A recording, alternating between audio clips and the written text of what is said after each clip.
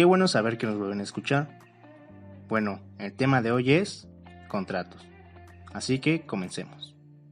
En esta ocasión abordaremos un tema de suma importancia en el desarrollo de la sociedad, pues el hombre requiere del intercambio de bienes y servicios, sin los cuales económicamente y socialmente quedaría aislado. Tal intercambio provoca que el ser humano se enriquezca y perfeccione. Tal es así que se realiza entre diversos medios, pero especialmente a través de los contratos. Estos son los actos jurídicos de mayor realización en la vida diaria. Las personas se encuentran constantemente celebrando los acuerdos de voluntades sin tener plena certeza y conocimiento del conjunto de normas jurídicas que regulan su actuación, de tal suerte que ocasionalmente se generan problemas en su celebración o el cumplimiento de las obligaciones pactadas. Las relaciones económicas ocasionaron que, en principio, la relación jurídica fuera espontánea. Sin embargo, con el desarrollo cultural, esta se ha ido perfeccionando y las leyes básicas e inclusive tanto simples, ahora existen modernas codificaciones que han servido para establecer frenos para evitar abusos e irresponsabilidad. La reglamentación de los contratos nace de la necesidad de buscar, por un lado, la autonomía de la voluntad y por el otro, la equidad de las transacciones, de suerte que constituye el mínimo ético deseable. En los derechos y obligaciones que engendra o transmite el contrato no solo hay derechos personales, sino también reales. Existen contratos que originan exclusivamente derechos personales, otros que crean derechos reales y personales, y puede haber contratos que exclusivamente tengan por objeto dar nacimiento a derechos reales. A lo largo de este podcast daremos hincapié al concepto de contrato, mismo concepto que hoy nos parece tan simple, pero ha sido necesario un largo proceso histórico para conocerlo como tal. Partiremos de su elemento base, el consentimiento. Asimismo, analizaremos los elementos de existencia y validez, así como la clasificación, características y consecuencias jurídicas de los distintos tipos de contrato, desde los contratos translativos de dominio, contratos translativos de uso, goce y disfrute temporal, contratos de prestación de servicio, contratos de garantía, entre otras particularidades. Sin más, esperemos que este material sea de gran utilidad y de igual manera sea satisfactorio para todos. Acompáñanos. Bien, después de haber oído la introducción del podcast de hoy, comenzaré por darte dos conceptos importantes. Número 1. El contrato. Se define como un acuerdo de voluntades para crear o transmitir derechos y obligaciones. Es una especie dentro del género de los convenios. Número 2. El convenio. Es un acuerdo de voluntades para crear, transmitir, modificar o extinguir obligaciones y derechos reales o personales. Por lo tanto, el convenio tiene dos funciones, una positiva, que es crear o transmitir obligaciones y derechos, y otra negativa, modificarlos o extinguirlos. Aunque muchas personas los perciban como lo mismo, contrato y convenio definitivamente no son sinónimos. Por un lado, un contrato conlleva la creación de una relación jurídica con obligaciones y sanciones. Mientras tanto, un convenio no conlleva nada de esto, y lo que es más, diariamente se celebran convenios de los que uno simplemente no lleva registro. Como vimos ya, ¿qué es un contrato? Este cuenta con elementos que los veremos a continuación. Para que el contrato exista es necesario que haya acuerdos de voluntades de las partes que lo celebran. Este acuerdo de voluntades se denomina consentimiento. Dado que sin él no hay contrato, debemos considerarlo como un elemento constitutivo del mismo e indudablemente es el más característico de esta especie de los actos jurídicos que estamos analizando, el contrato.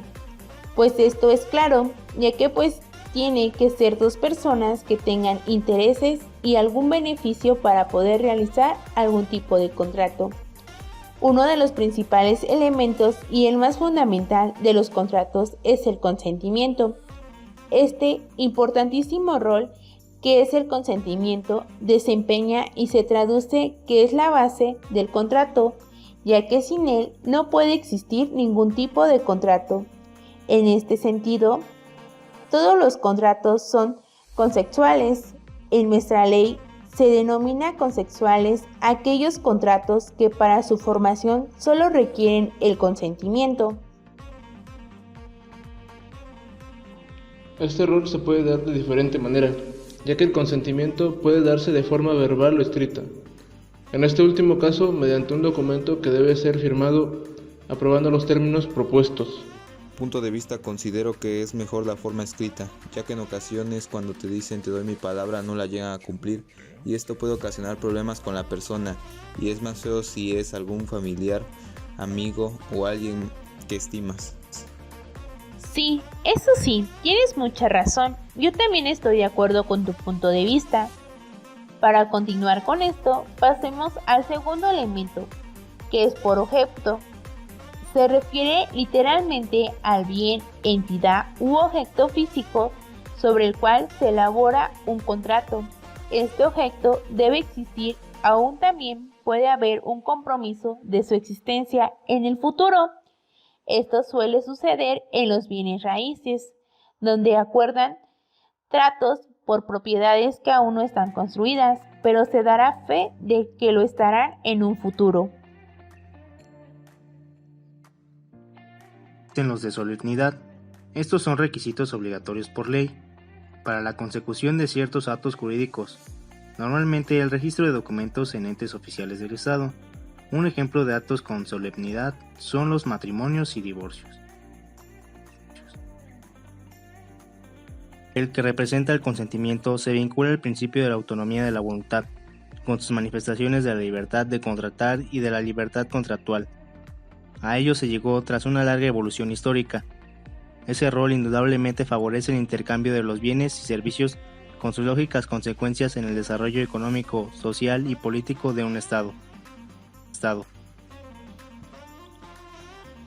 Es muy cierto lo que dice el autor del libro, ya que el consentimiento es como la palabra clave para que se lleven a cabo los contratos y muchos de ellos pues nos ayudan a crecer como personas y en diferentes ámbitos, por mencionar alguno en lo político. Esto cuando México hace algún contrato como de comercio para favorecer la economía del país. Explicaré los requisitos para la validez de un contrato. Al acuerdo de las voluntades que conforman el consentimiento se llega a través de un proceso en donde intervienen ambas partes. De ellas, una es la que propone la realización del contrato y la otra es la que asiente sobre el mismo. La primera de esas voluntades se denomina oferta y la segunda aceptación. Para que haya un contrato, esa oferta debe tener por objeto una realización de derecho. El contrato implica la integración de dos voluntades inicialmente distintas, opuestas, pero que llegan a una coincidencia, pues al combinarse cada una de ellas encuentra su satisfacción. Es indispensable que estas voluntades se comuniquen, por ello ambas son declaraciones receptivas. El intercambio de ambas llegarán al acuerdo, a la armonización, integrándolas. Esa oferta y aceptación, para que tenga valor jurídico, debe mostrarse, dado que de ese modo probará su convergencia. Bueno amigos, sabemos ya que hay diversas particularidades para que un contrato sea considerado como tal.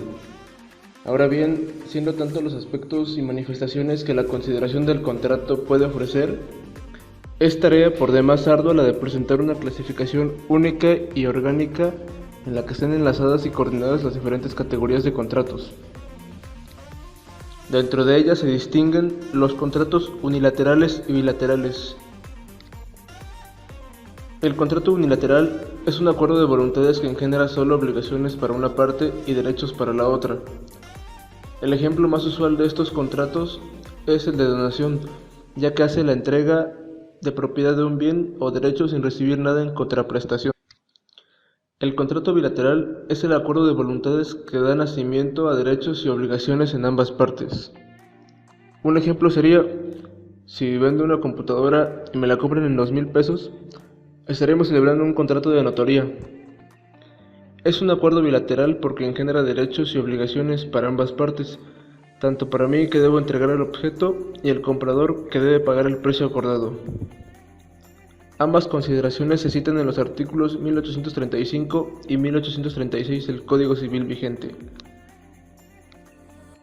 Contratos onerosos y gratuitos. Es oneroso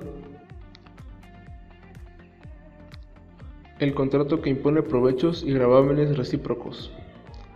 Es gratuito aquel en que los provechos corresponden a una de las partes y los gravámenes a la otra. Tomando en cuenta el ejemplo de la venta de la computadora, aparte de tener las características de un contrato bilateral, también es oneroso porque confiere provechos y gravámenes recíprocos, el otorgar y pagar. Por otra parte, los contratos onerosos se subdividen en conmutativos y aleatorios. Son conmutativos aquellos cuando los provechos y gravámenes son ciertos y conocidos desde la celebración del contrato, es decir, cuando la cuantía de las prestaciones puede determinarse desde la celebración del contrato. Se considera un contrato aleatorio cuando los provechos y gravámenes dependen de una condición o término, de tal manera que no pueda determinarse la cuantía de las prestaciones en forma exacta, sino hasta que se realice la condición o el término. Habitualmente, al definirse los contratos conmutativos y aleatorios, no se hace esa distinción, sino que se confunden sus características, diciendo que en el conmutativo hay posibilidad de conocer las ganancias o pérdidas desde la celebración del contrato, y que en el aleatorio no existe esa posibilidad, sino que esto se sabrá cuando se realice la condición o el término. No es exacto que en el contrato conmutativo se sepa de antemano si habrá ganancia o pérdida. Lo que se sabe es la cuantía de la prestación que cada parte debe entregar. Pero la ganancia o pérdida es un problema económico imposible de determinar al celebrarse el contrato. Te daré un ejemplo. El tipo de contrato conmutativo es la compraventa, porque en el momento de celebrarse cada parte sabe exactamente qué debe entregar, pero el problema económico de saber si hubo ganancia o pérdida en una compraventa es muy complejo y depende de infinidad de circunstancias posteriores. En el contrato aleatorio, la prestación no está determinada y solo por ello es aleatorio, y no porque se ignore si habrá ganancia o pérdida. Como siguiente punto tenemos a los contratos reales y consensuales. Los contratos reales son aquellos que se constituyen por la entrega de la cosa. Entre tanto no existe dicha entrega, solo hay un antecontrato, llamado también contrato preliminar o promesa de contrato. En otras palabras, si las partes de un contrato real pactan que en el futuro se entregará la cosa, no han celebrado el contrato real, han celebrado una promesa de contrato, porque cuando se entregue la cosa se constituirá propiamente el contrato real. Ahora bien, en oposición a los contratos reales se citan los consensuales, pero es necesario precisar el alcance de este término, porque también se usa en oposición a los contratos formales que analizaremos en breve. Cuando se dice que un contrato es consensual, en oposición al real, simplemente se indica que no se necesita la entrega de la cosa para la constitución del mismo. Por ejemplo, cuando celebramos un contrato de arrendamiento, el arrendamiento ya existe antes de la entrega de la cosa, que puede ser simultánea o posterior al acuerdo. Lo mismo que en el comodato y en los contratos de custodia, como el depósito. Y bien, como ya lo mencioné, la entrega de la cosa actualmente no es un elemento constitutivo del mismo acto. Otra clasificación muy importante debido a las consecuencias que tiene en cuanto a la validez y nulidad de los contratos, como anteriormente se explicó, se trata de los que se distinguen en formales y consensuales. Los contratos formales son aquellos en los que el consentimiento debe manifestarse por escrito, como un requisito de validez, de tal manera que, si no se otorga en escritura pública o privada según el acto, el contrato estará afectado de nulidad relativa. No vamos lejos. Un claro ejemplo de contratos formales es el matrimonio. El contrato consensual, en oposición al formal, es aquel que para su validez no requiere que el consentimiento se manifieste por escrito y, por lo tanto, puede ser verbal o puede tratarse de un consentimiento tácito, mediante hechos que necesariamente lo supongan. La compraventa de bienes muebles es un contrato consensual. Es válido si se manifiesta verbalmente el consentimiento. La siguiente escala de clasificación se trata de los contratos instantáneos y de tracto sucesivo.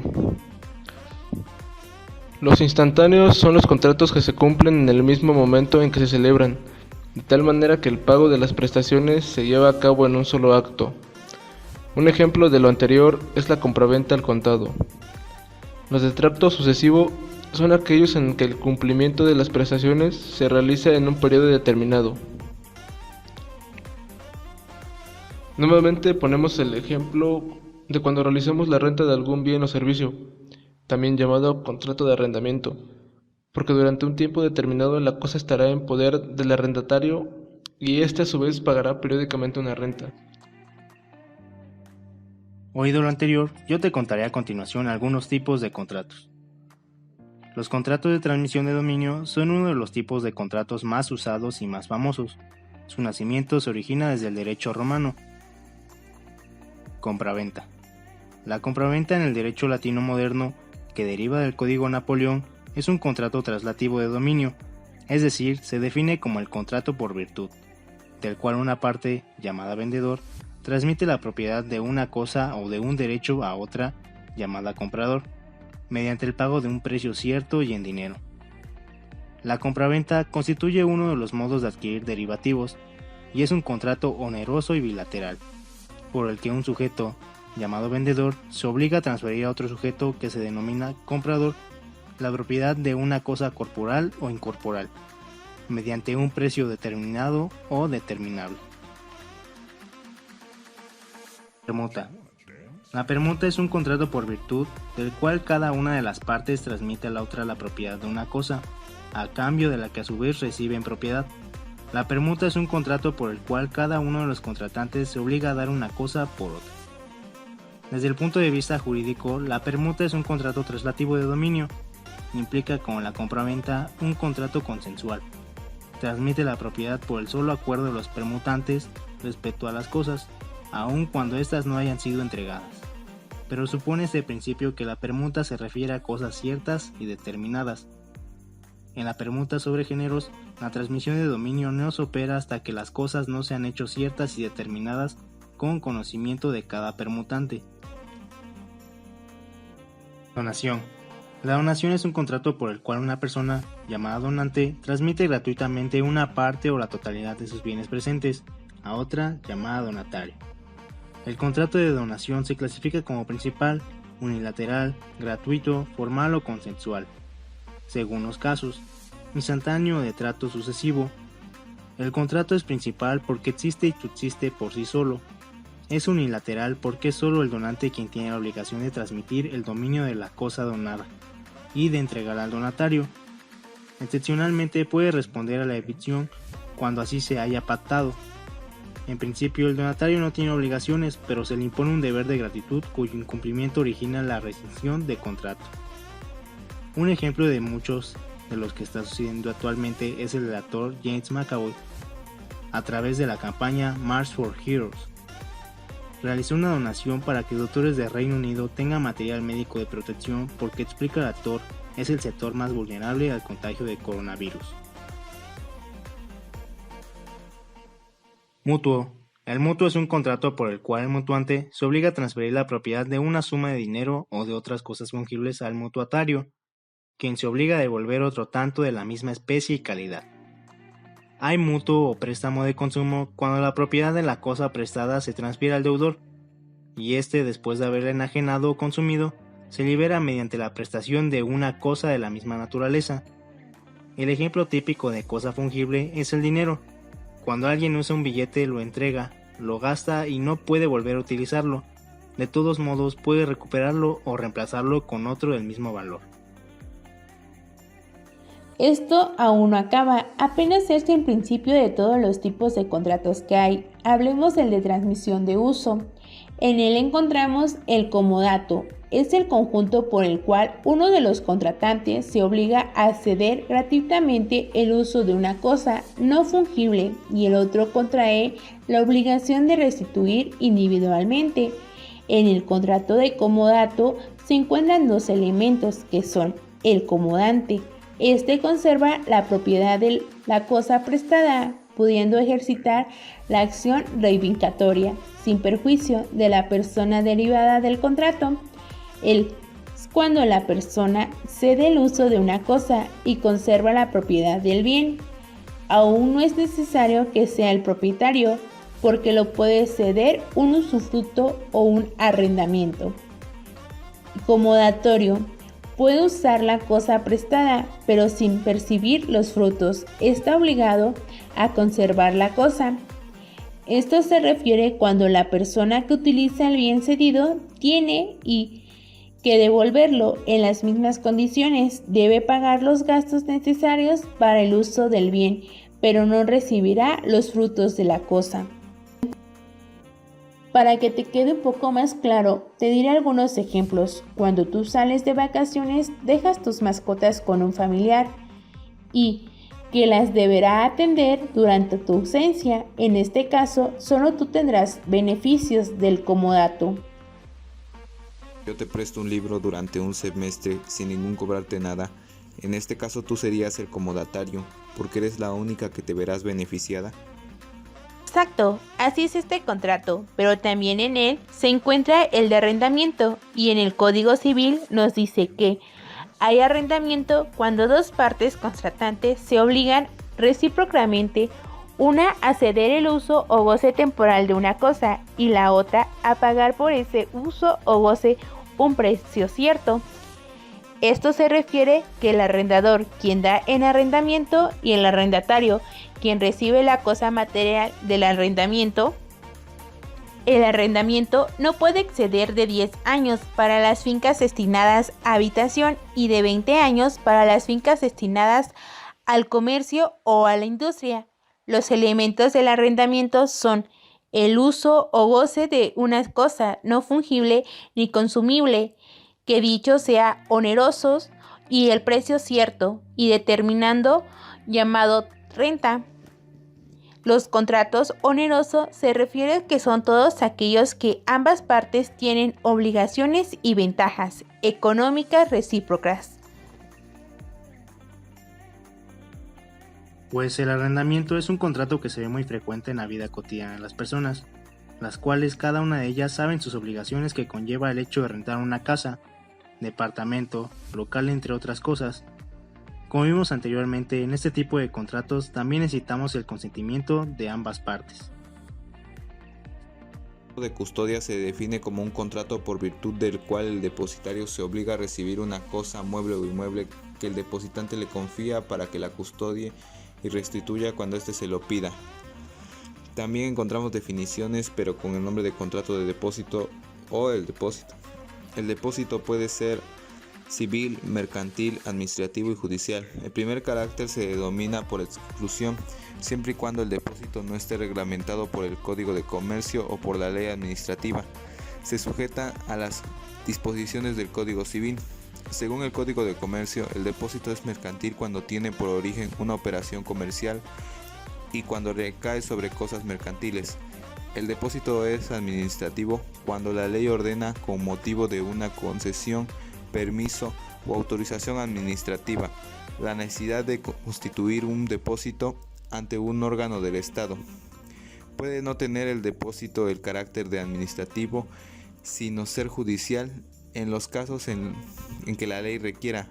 Por tanto, en materia penal como civil, un depósito en calidad de caución puede ser. En estos casos se desvirtúa la naturaleza del contrato para convertirse en una prenda.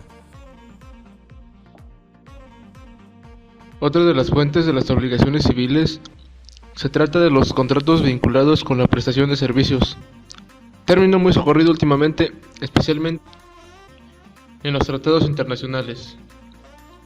Como anteriormente mencionamos, de los contratos se derivan diversos derechos y obligaciones. En los contratos de prestación de servicios se advierte, desde luego, que se trata de derechos personales que consisten en la ejecución de un trabajo, de un hecho, de un servicio y en la remuneración de ese trabajo, ya sea que se trate del mandato o de la prestación de servicios profesionales o no profesionales. Es importante destacar, estos contratos para su existencia y validez requieren integración de varios elementos. A continuación, voy a explicarte algunos ejemplos de esos contratos y algunas particularidades de ellas. Un ejemplo de estos contratos es el depósito, en el cual una persona se obliga a custodiar una cosa mueble o inmueble que otra parte le confía y a restituir cuando éste se lo pida. El contrato de depósito ha sufrido modificaciones de importancia en el Código Civil vigente. En el artículo 2516 se define este concepto que modifica la noción tradicional del depósito. Dicho artículo cita que el depósito es un contrato por el cual el depositario se obliga hacia el depositante a recibir una cosa, mueble o inmueble, que aquel le confía, y a guardarla para restituir cuando lo pida el depositante. Existe un término que cabe mencionar dentro de esta clasificación: el secuestro. Tranquilos, no abordaremos temas de cómo raptar a alguien, sino el secuestro en términos jurídicos. El secuestro es un depósito judicial y, por consiguiente, no es un contrato. Solo en los casos de secuestro convencional tiene las características del depósito, aunque también un régimen especial. Pero el secuestro ordinario, o sea el judicial, llamado también embargo, es un acto plurilateral de autoridad que no tiene las características esenciales del contrato. Por otra parte, el mandato es uno de los contratos más importantes, especialmente en las relaciones jurídicas. Como ya lo mencioné, recae exclusivamente sobre actos jurídicos, y en esto radica la especialidad de este contrato. La promesa o antecontrato también tiene por objeto celebrar actos jurídicos. Este contrato es generalmente principal, es decir, tiene vida independiente de cualquier otro contrato, pero puede ser accesorio cuando el mandato desempeña una función de garantía o de medio para cumplir una obligación preexistente, constituida a cargo del mandante. En cuanto a su forma, el mandato puede ser verbal o escrito. La prestación de servicios profesionales resulta de gran utilidad en el ejercicio de los profesionistas, valga la redundancia, y aunque en apariencia se considera oneroso, existe la posibilidad de que el servicio pueda ser prestado a título gratuito. Otro contrato que realizamos muy seguido cuando vamos de vacaciones y que no lo vemos como tal es el contrato de hospedaje, en el que una persona se obliga a dar alojamiento a otra mediante una retribución o precio. Colectiva supone una forma especial de ejercicio del derecho. El titular del derecho continúa haciéndolo, pero no lo ejercita él directamente, sino que lo hace a través de un tercero, la entidad de gestión. A continuación te explicaré cuáles son estos tipos de contrato. Asociación. Hemos definido la asociación como una corporación de derecho privado, dotado de personalidad jurídica, que se constituye mediante contrato, por la reunión permanente de dos o más personas para realizar un fin común, lícito, posible y de naturaleza no económica, pudiendo ser por consiguiente político, científico, artístico o de recreo. Es esencial de estas corporaciones de derecho privado la realización de un fin común, y en esto hallamos la diferencia radical con los demás contratos en los que, si se trata de bilaterales o de onerosos, los fines que persiguen las partes son diferentes. Es decir, en la asociación y en la sociedad se estipulan presentaciones que Kelsen llama paralelas, por cuanto que tienen el mismo contenido, a diferencia de las prestaciones cruzadas o de contenido diferente que se pactan en los contratos bilaterales. Un ejemplo sería la Asociación Civil Nayaritas contra la Corrupción, la cual su misión es incentivar a la participación ciudadana en la investigación, información, educación y la incidencia en políticas públicas, en temas como la transparencia, rendición de cuentas, seguridad pública, protección de los derechos humanos, combate a la impunidad y corrupción. Sociedad. Podemos definir la sociedad civil como una corporación privada dotada de personalidad jurídica, que se constituye por contrato celebrado entre dos o más personas, para la realización de un fin común, lícito, posible y preponderantemente económico, mediante la aportación de bienes o industria, o de ambos, siempre y cuando no lleve a cabo una especulación comercial o adopte forma mercantil. La sociedad es un contrato por el cual dos o varias personas convienen en formar un fondo común, mediante aportaciones que cada una de ellas debe proporcionar, con el objetivo de dividirse los beneficios que de ello puedan resultar. Un claro ejemplo sería la cooperativa, la cual es una sociedad constituida por personas que se asocian, en régimen de libre adhesión y baja voluntaria, para la realización de actividades empresariales encaminadas a satisfacer sus necesidades y aspiraciones económicas y sociales, con estructura y funcionamiento democrático. Ya casi se termina esto, estamos por llegar a la recta final. Para no hacerte más tardado esto, veamos los contratos de garantía, en los cuales se encuentran 3, pero hablemos del primero, el de fianza. En el artículo 2794 del Código Civil vigente, define la fianza como un contrato por el cual una persona se compromete con el acreedor a pagar por el deudor si éste no lo hace. Es necesario complementar esta definición indicando el carácter accesorio del contrato de fianza, por ser fundamental para las relaciones jurídicas que engendres, y precisar qué es lo que se obliga a pagar al afiador en caso del que el incumplimiento del deudor. De acuerdo con lo dicho, la fianza se define como un contrato accesorio por el cual una persona se compromete con el acreedor a pagar por el deudor de la misma prestación o un equivalente o inferior de igual o distinta especie, si éste no lo hace. En la vida cotidiana, estos tipos de contratos no se ve a menudo ya que se realizan malos de palabra, pero el contrato de fianza para mi punto de vista está bien porque si tú eres el acreedor no pierdes nada y te garantizan el pago de algún incumplimiento por parte del deudor, evitándote así algunos conflictos con terceros y de igual manera por parte del deudor no quedarás en mal con el acreedor, ya que tuvo antes de haber pagado por algún incumplimiento de lo dicho. Veamos algún ejemplo. Una persona que da en alquiler su propiedad pide una fianza al interesado en rentar. Esto va a garantizar que si el inquilino no paga, la fianzadora hará el pago de la mensualidad. En el segundo es el de hipotecas y nos dice que la hipoteca es un derecho real que se constituye sobre bienes determinados, generalmente inmuebles, enajenables, para garantizar el cumplimiento de una obligación principal, sin exponer al dueño del bien grabado, y que otorga a su titular los derechos de persecución, de venta y preferencia en el pago para el caso de incumplimiento de la obligación.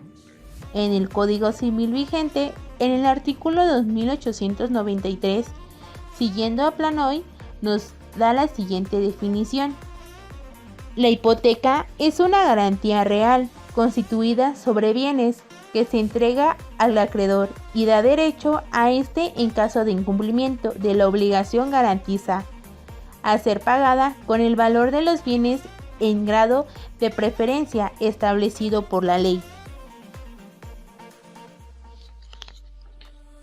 Mediante el contrato, el deudor tiene que dar a cambio como garantía un bien inmueble, que puede ser un terreno, casa, rancho, edificio o alguna fábrica, lo cual va a garantizar al acreedor que el deudor tiene la obligación de pagarle.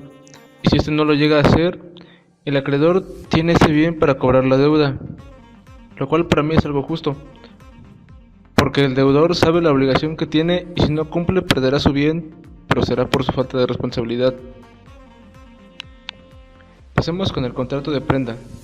Esto dice que la prenda se define bien como contrato o como derecho real.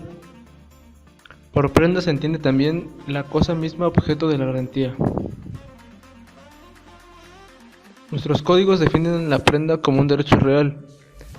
El Código Civil vigente, en su artículo 2856, declara que la prenda es un derecho real constituido sobre un bien mueble, enajenable para garantizar el cumplimiento de una obligación y su preferencia en el pago. En esa virtud podemos decir que la prenda es un derecho real que se constituye sobre bienes muebles enajenables, determinados, que se entregan real o jurídicamente al acreedor para garantizar el cumplimiento de una obligación principal y su preferencia en el pago, concediéndoles además los derechos de persecución y de ventas sobre los citados bienes en caso de incumplimiento.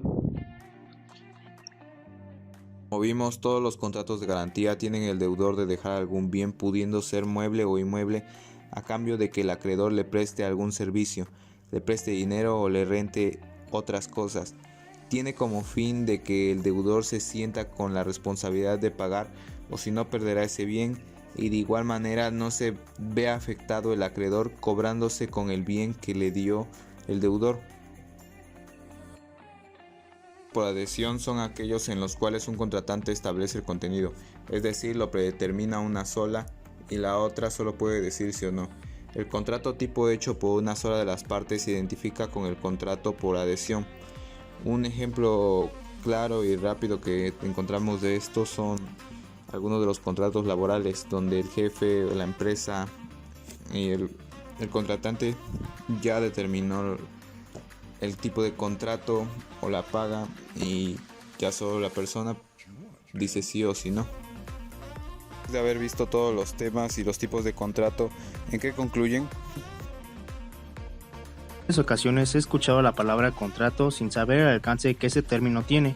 Llegué a la conclusión de la vital importancia que tienen los contratos en la sociedad y en la vida cotidiana, ya que sin saberlo interactuamos diariamente con ellos. El simple hecho quizá de ir por tortillas constituye un contrato, el otorgar y el pagar. Todos estos contratos siempre van de la mano con el consentimiento, ya que sin él no hay contrato, pues este tiene que ser por parte del deudor y del acreedor. Ambas partes tienen que llegar a un acuerdo mutuo y de igual manera satisfaciendo sus necesidades.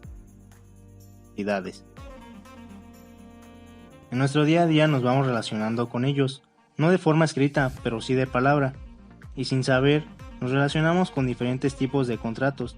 Como vimos, sí son muchos, y cada uno se relacionan con diferentes circunstancias de nuestras vidas. Yo considero importante el estudio de los contratos y de sus diversas particularidades, ya que para poder diferenciar los diversos contratos existentes, se necesita saber su fundamento y su propio objeto. Como lo planteamos anteriormente, los contratos tienen diversos objetivos. Asimismo, establecimos que los contratos requieren el cumplimiento de ciertos requisitos llamados elementos de existencia y requisitos de validez. Ambos propician que los convenios y contratos surtan todos sus efectos.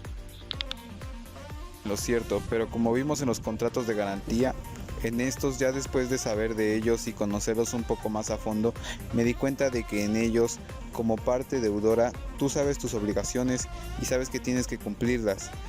Y al no ser así, por la parte deudora, pierde algún bien mueble o inmueble. Pues sí, porque en muchas ocasiones nos negamos a celebrar la firma de un contrato con amigos, ya que tenemos la creencia que son personas de confianza y que nunca nos van a defraudar. Sin embargo, siempre existe el riesgo latente de que algunos de los involucrados no cumplan con sus responsabilidades y obligaciones, motivo por el cual se recomienda protegernos ante esta situación, siendo una manera de hacerlo a través de los contratos. Es cierto, como dice, por ser tu amigo o algún familiar, no te ves con necesidad de llegar a realizar un contrato. Como ya sabemos, es mejor hacerlo. Imagínate si te piden una fuerte cantidad de dinero que a ti te llevó trabajo y esfuerzo tenerla. No es justo que alguien más disfrute o pague alguna otra deuda y se olvide de que tú le prestaste. Esto llevaría a tener conflictos, problemas o hasta inclusive llegar a los golpes. Pero para evitarnos esto, es mejor hacer algún contrato, para seguir disfrutando de esas amistades. Es cierto que, si ambas partes son honestas, no hay necesidad de elaborar un escrito. Como ya lo mencioné, siempre existe el riesgo de que alguno de los involucrados no cumpla. Lamentablemente, con el paso del tiempo, la manera de pensar de las personas va cambiando, junto con los valores y la interpretación de las cosas, pues la forma en que cada individuo puede entender una obligación difiere de persona a persona, ya que cumplirlas puede modificarse también por influencias externas de tipo político, religioso, familiar, de edad, de nivel de educación, cultural económico, entre otras, pues los malos entendidos siempre están a la orden del día, y más cuando existe alguna cantidad de dinero de por medio. Es algo que puede llegar a generar tensiones, discordias y pleitos que trascienden más allá de los negocios. Es por ello que considero necesario el conocimiento de estos temas y así no nos agarren de bajada, como dice la chaviza. Es necesario tener las cosas por escrito y no debe verse como algo para generar desconfianza en los demás, sino como un compromiso y un auxilio en las obligaciones que cada quien adquiere. El tiempo es oro, gracias por escucharnos una vez más, ya tenemos que irnos, por favor no se olviden de suscribirse al canal y darle like al video. Esperamos que haya sido de tu total agrado y espera próximos podcasts. Chao.